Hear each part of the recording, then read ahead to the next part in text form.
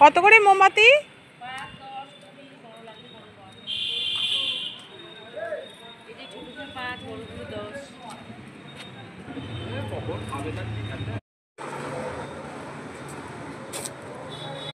চলুন ভেতরে ঢোকা যাক।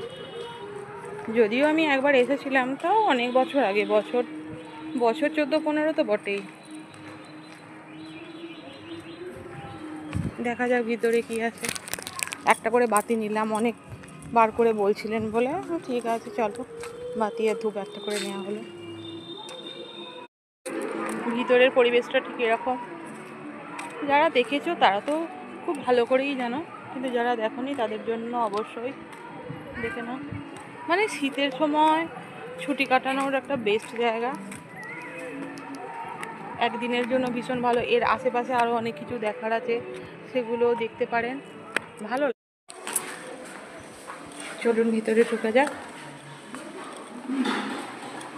ঢুকেই মা মেরি তার যিশুকে নিয়ে দাঁড়িয়ে আছে।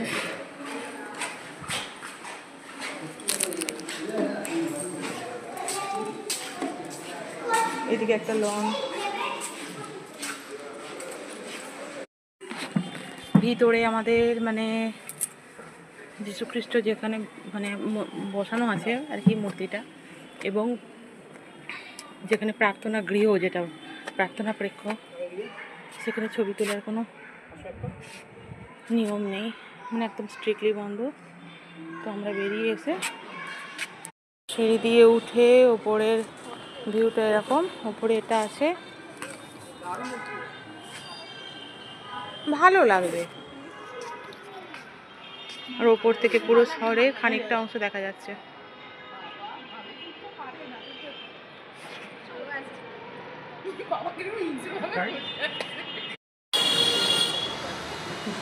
সেই বড় ঘড়ি, এত স্লিপ না মেঝেগুলো, বিশ্বাস করবেন না, মানে স্লিপ কাছে ভীষণভাবে। ওপরেও এরকম ধূপ বাতি দেবার জায়গা রয়েছে, এখানেও সবাই ধূপ বাতি দিয়ে সুন্দর করে প্রার্থনা করছেন সবাই এসে। আর এই হচ্ছে সেই ওপরের, আমি নিচে থেকে যে ছবিটা তুলেছি। ইমামবাড়াও দেখা গেল, মানে দেখে নিলে একসাথে খুব ভালো হবে। কিন্তু মানে এলে পুরো প্যাকেজ করে আসবেন, একদিনে অনেকগুলো দেখা যাবে।